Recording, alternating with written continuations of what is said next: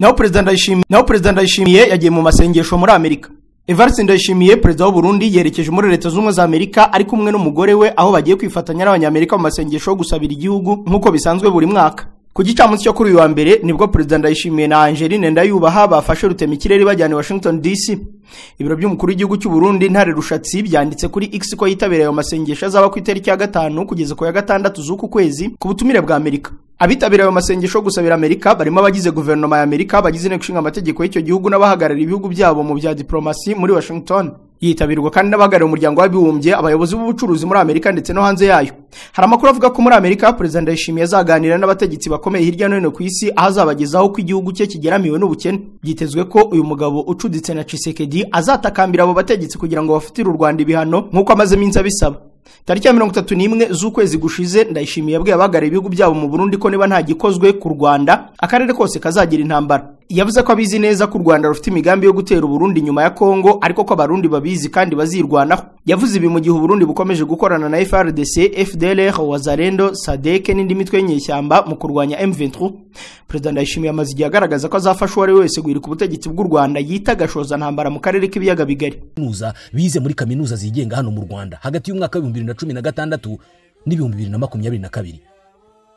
Mbere ya jenoside yakorewe abatutsi mu gihe cy'imyaka 30 yose abarangije kaminuza mu Rwanda bose hamwe bari 2,000. Ariko uyu munsi kaminuza yigenga ya Kigali ULK yonyine imaze gusohora abanyeshuri barenga 40,000.